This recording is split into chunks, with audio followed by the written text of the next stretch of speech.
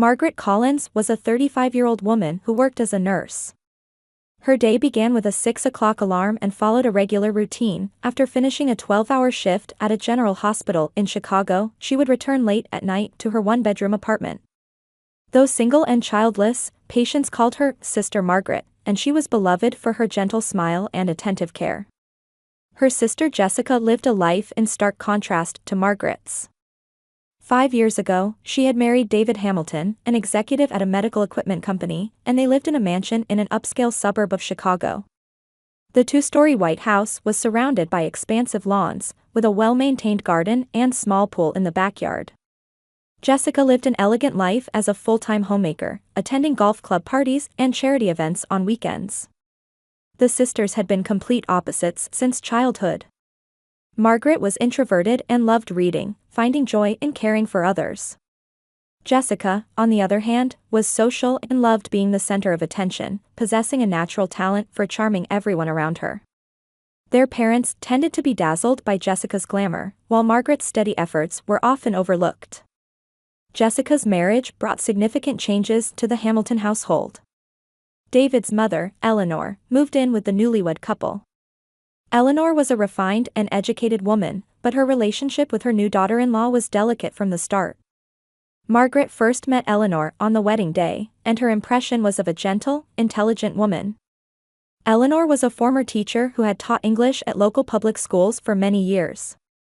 After retirement, she participated in book clubs and community volunteer activities, leading a fulfilling life.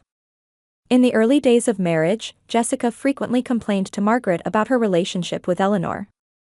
She seemed frustrated that her mother-in-law would comment on her cooking seasoning, offer opinions about cleaning methods, and constantly talk about the past. Margaret always listened to her sister's complaints and offered calm advice. Mom and Dad had a hard time at first too. Time will solve everything. However, Margaret felt an uncomfortable sense of unease every time she visited Jessica's house. Beneath the surface of what appeared to be a perfect family, there was an indescribable tension in the air. Jessica always acted cheerful, but sometimes her smile had an unnatural stiffness. David was busy with work and left almost everything related to the household to Jessica. Recently, Margaret had begun to notice changes in her sister. Jessica's conversations no longer centered on Eleanor as much as before. Instead, she talked constantly about frequent travel plans and their newly adopted golden retriever, Max. The requests she made of Margaret had also increased, walking the dog, collecting mail, helping with simple housework. Margaret tried to help her sister as much as possible between her busy work schedule. One evening, Margaret received a call from Jessica on her way home from the hospital. Her voice was bright as usual, but there was something hurried about it. "Hi, sis, thanks for all your hard work. I have a little favor to ask. David and I are going on a short trip this weekend. Could you take care of Max?" Margaret answered while dragging her tired body along. "Of course. I'll use the key to get in as usual, right?" Yes, thank you. Max really adores you." Jessica's voice was filled with gratitude. After hanging up, Margaret envied her sister's happy married life while being unable to ignore a small doubt deep in her heart. Recently, she had seen Eleanor much less frequently. Previously, she used to see her tending the garden or chatting with neighbors, but now she never saw her at all. Over the following months, Jessica's phone calls became increasingly frequent.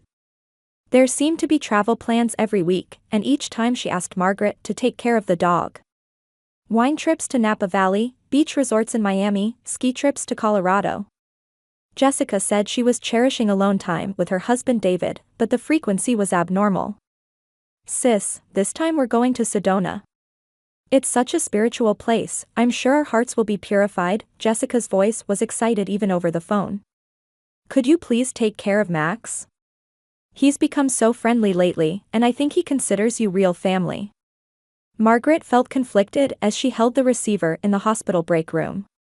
Max was indeed a beautiful golden retriever with a friendly personality.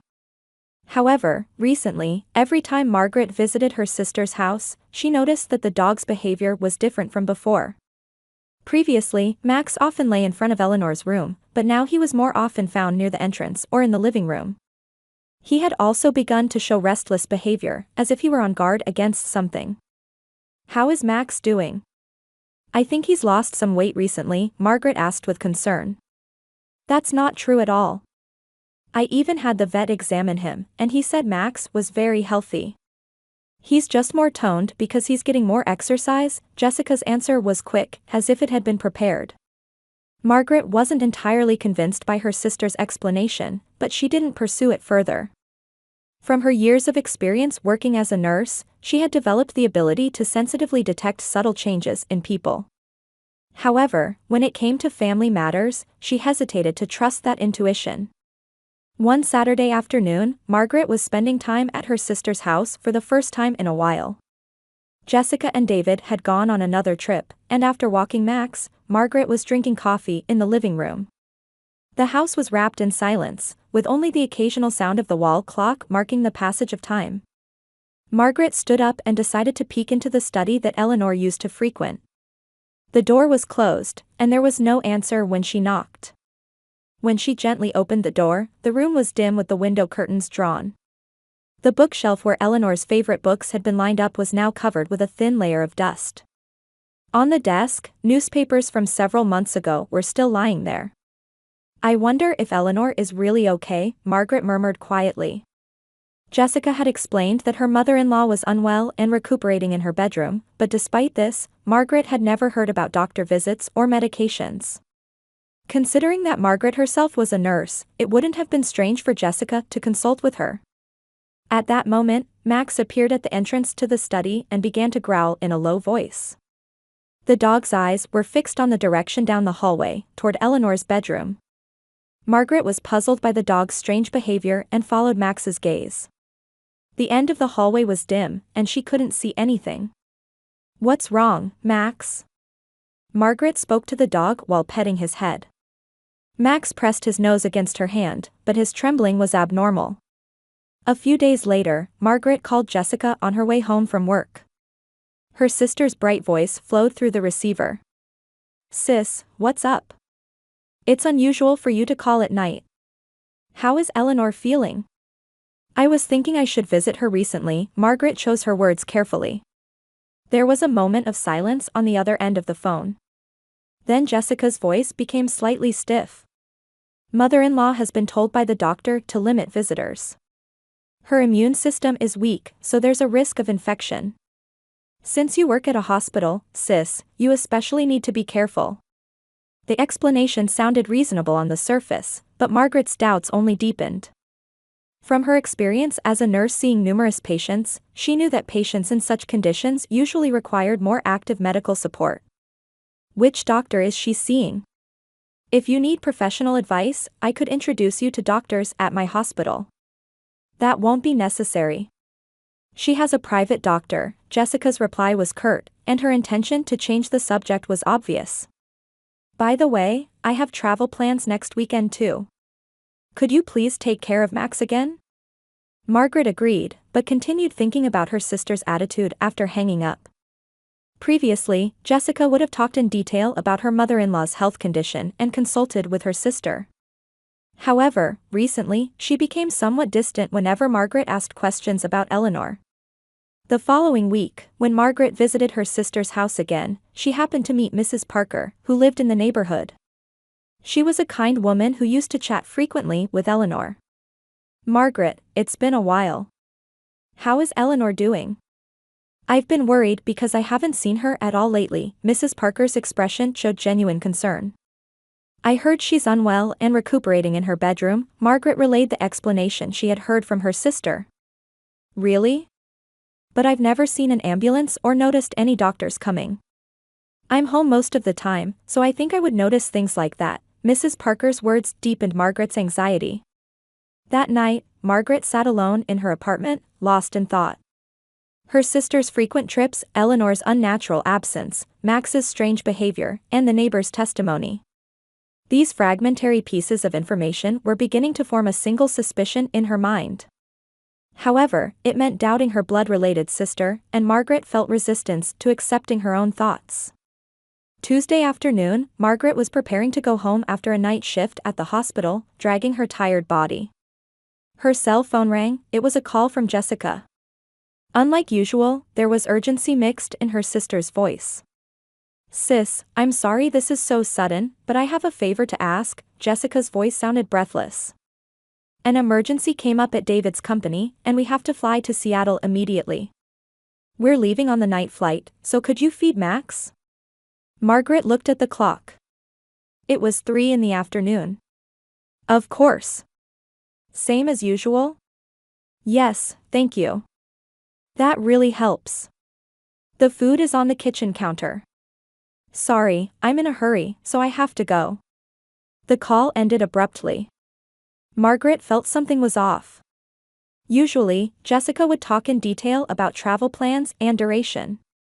But this time, she seemed to want to hang up quickly. Margaret was tired, but she was worried about Max remembering the dog's recent behavior. She thought it would be better to go as soon as possible. She had a light meal at home, took a shower, and then headed to her sister's house. Around 6 in the evening, Margaret arrived at the suburban residential area. Jessica's house was at the end of the street, with the setting sun beautifully illuminating the white exterior walls. However, both David's car and Jessica's car were parked in the driveway. Margaret tilted her head in confusion. If they were rushing to Seattle, at least one of the cars should have been used to get to the airport. The moment she opened the front door with her key, Margaret frowned. A strange smell was wafting through the house. It was different from the smell of decay, something sick and unpleasant. Even with her experience as a nurse in various hospital rooms, she had never encountered this smell before. "Max?" Margaret called the dog's name. Max, who usually would come running to the entrance, was nowhere to be seen. When she entered the living room, Max was curled up behind the sofa. The dog stood up when he saw her, but his movements lacked their usual energy. Margaret knelt down and approached Max. The dog was clearly thinner, and his coat had lost its luster. "Max, are you okay?" She petted the dog's head. Max pressed his nose against her hand, but his trembling was abnormal. Then the dog looked toward the end of the hallway and began to growl softly. Margaret stood up and decided to look for the source of the smell. When she checked the kitchen, dog food had indeed been prepared. However, the water bowl was empty, and old food was stuck to the food bowl. It looked as if proper care hadn't been provided for several days. The smell grew stronger toward the end of the hallway. Margaret cautiously proceeded deeper. As she approached Eleanor's bedroom, the smell became more intense. She covered her mouth with her hand and stood in front of the bedroom door. "Eleanor?" Margaret knocked on the door. There was no answer. When she turned the doorknob, it wasn't locked. When she peered into the room, it was in a more terrible state than she had expected. The windows were completely covered with thick curtains, and the room was dim. There was a bed, but no one was there. Used dishes and dirty clothes were scattered in a corner of the room. And at the back of the room, there was a small door that Margaret had never noticed before. Margaret felt her heartbeat quicken. The small door was installed in an inconspicuous location, like a hidden door. As she approached fearfully, she could see light leaking from under the door. And she faintly sensed a human presence. "Eleanor?" Margaret called out in a trembling voice. From behind the door, a weak voice could be heard. "Who, is someone there?" Margaret quickly opened the door. It was a narrow room that had been converted from a small closet. A mattress was laid on the floor, and Eleanor was lying on it. 68-year-old Eleanor was far removed from her previous refined and healthy appearance. Her cheeks were sunken, her hair was disheveled, and her clothes were dirty. In a corner of the room, a water bottle and a small amount of food were placed. "Eleanor?" Margaret knelt down and approached her aunt-in-law. A faint light appeared in Eleanor's eyes. "Margaret, is that you?" Eleanor's voice was hoarse. "Help me, please." In Margaret's mind, all the fragmentary information connected into one piece. Jessica's frequent trips, Eleanor's unnatural absence, Max's abnormal behavior, the neighbor's testimony about never seeing doctor visits.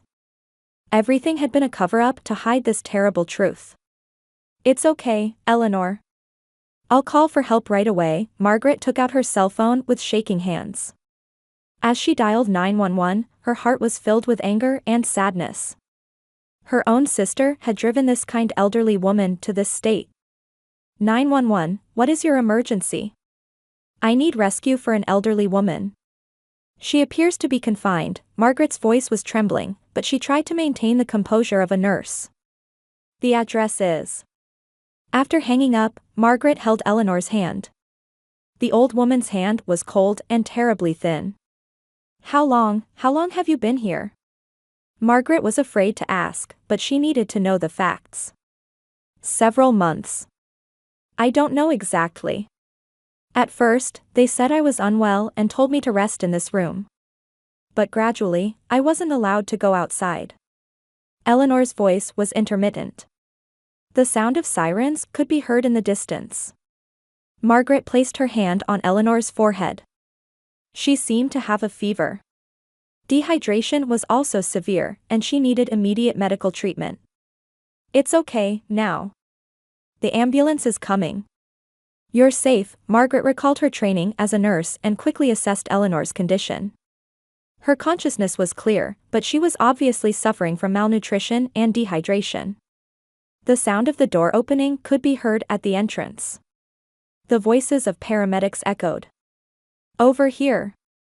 Margaret called out loudly. Then Max appeared at the entrance to the hidden room. The dog's eyes showed relief that help had finally arrived. Margaret felt that her life would change dramatically from this moment. Trust in her sister, family bonds, and everything she had believed in had crumbled in this small hidden room. The ambulance siren broke the silence of the residential area. When the paramedics arrived, Margaret used her professional knowledge as a nurse to explain Eleanor's condition in detail. Severe dehydration, malnutrition, and physical and mental deterioration from long-term confinement. The paramedics' expressions were serious. The patient's consciousness level is clear, but she's in a state of severe dehydration and malnutrition. I believe she hasn't been given proper food and water for several months, Margaret reported calmly. Eleanor was placed on a stretcher and taken to the ambulance while receiving IN4. Margaret was allowed to accompany her, and during the ride to the hospital, she continued to hold Eleanor's hand. Tears of gratitude floated in the old woman's eyes. Thank you, Margaret. If it weren't for you. Eleanor's voice was weak, but her strength of will could be felt. Upon arrival at the hospital, Eleanor was taken to the intensive care unit. Margaret explained the situation to the doctor and provided detailed information about her condition when found. The doctor's diagnosis was serious. Kidney function decline due to dehydration, severely compromised immune system due to malnutrition, and psychological trauma from long-term confinement. Recovery would take a long time, but if discovery had been delayed any longer, her life would have been in danger. That night, a police investigator visited Margaret. Detective Dietrich was a middle-aged woman who specialized in domestic violence and elder abuse. Margaret, please tell us in detail about today's discovery, the detective said while taking notes. Margaret explained everything in detail, from the unease she had felt for months to today's discovery. Jessica's frequent trips, contradictory explanations about Eleanor, Max's abnormal behavior, and the neighbor's testimony. It became clear that everything had been a cover-up to hide the abuse. Where is your sister Jessica Hamilton currently? The detective asked. I heard she was on a business trip to Seattle, but their cars are at home. I don't actually know where they are, Margaret answered. The next morning, Jessica and David were arrested at the airport. They were actually headed to Las Vegas, not Seattle. Police investigation revealed the couple's motive. David's company was in financial trouble and had accumulated large debts. Eleanor's pension and the real estate and investment trusts in her name were their economic salvation. By confining Eleanor and cutting off her contact with the outside world, they were freely using her assets. They forged Eleanor's signature to embezzle her pension and withdrew funds from bank accounts in her name. Furthermore, they were preparing to sell Eleanor's real estate. This emergency business trip was actually a plan to flee the country with all their assets. During Jessica's interrogation, even more shocking facts emerged. The confinement had been carried out in stages.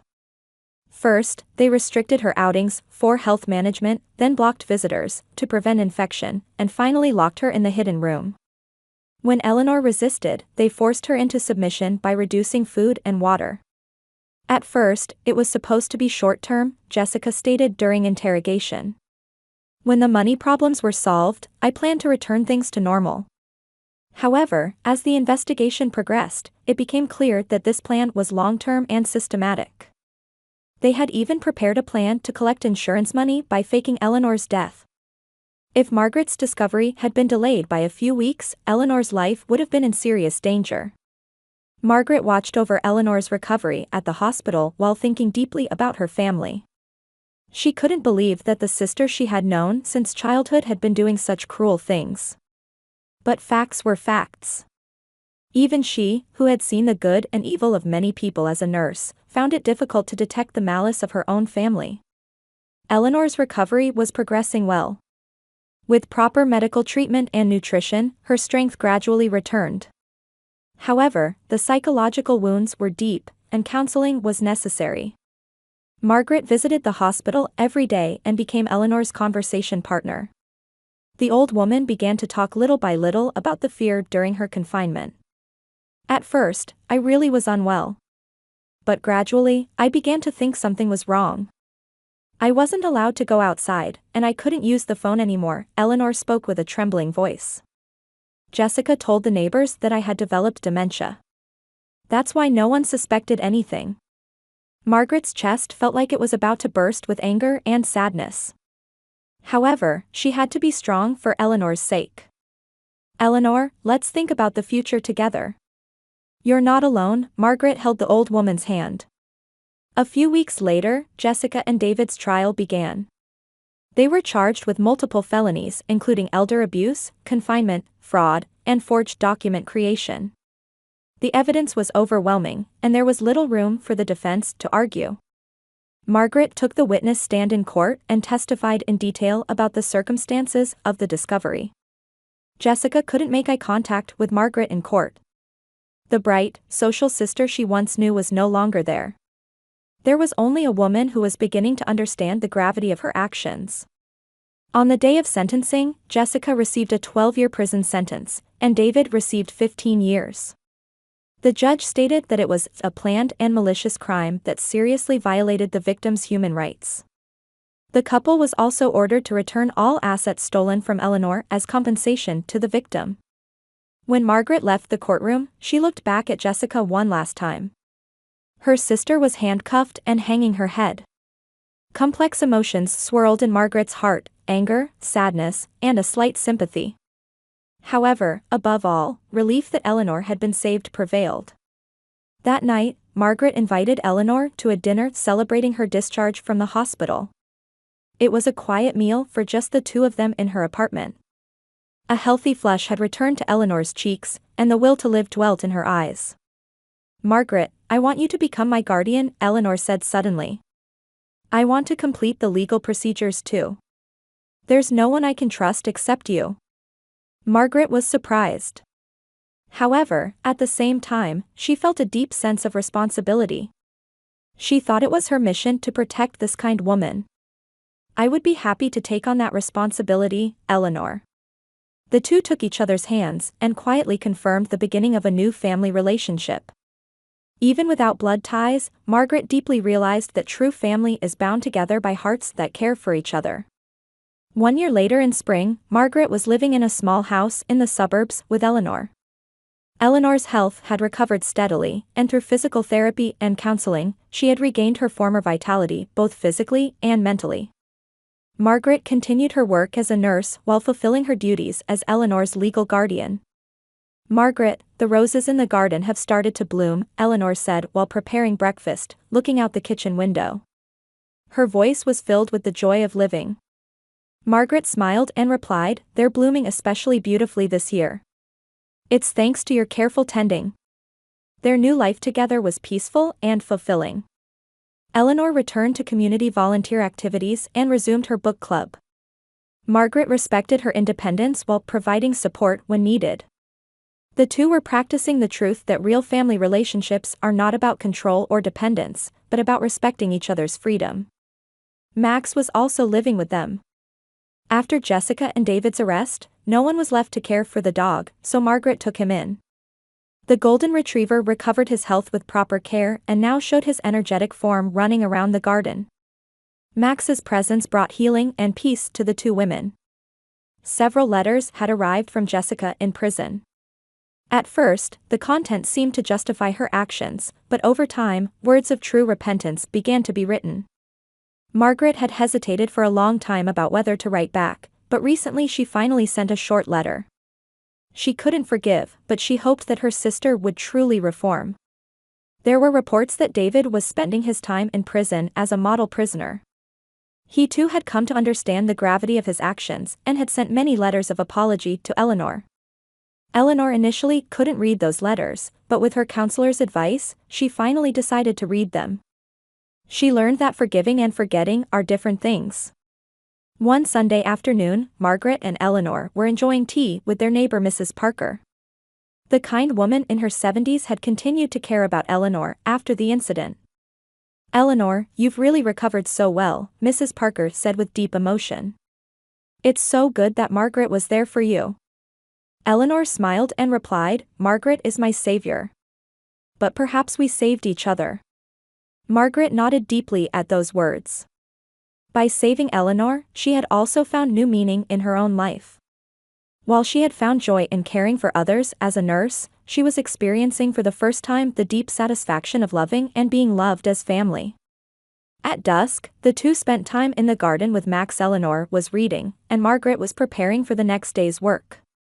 It was an ordinary, quiet time, but that was what was most precious to both of them. "Margaret," Eleanor looked up from her book and said, "we've truly become family in the real sense." Margaret stopped what she was doing and turned around. "Yes. I've learned that there are things more important than blood ties." The two looked at each other and smiled quietly. In the distance, church bells announced the evening hour. Max lay contentedly on the lawn, and peaceful time flowed by. A year had passed since the incident, and Margaret had learned many things about life. Family is something you choose, love is the accumulation of small daily actions, and true happiness lies in living for someone and being needed by someone. Her sense of mission as a nurse hadn't changed, but now she also felt the joy of protecting Eleanor, her precious family, and walking together as a woman. As night deepened, the two went into the house hand in hand. Max followed behind. Three lives continued to walk toward a new tomorrow, supporting each other, proving that true family is bound not by blood relations but by hearts that care for each other.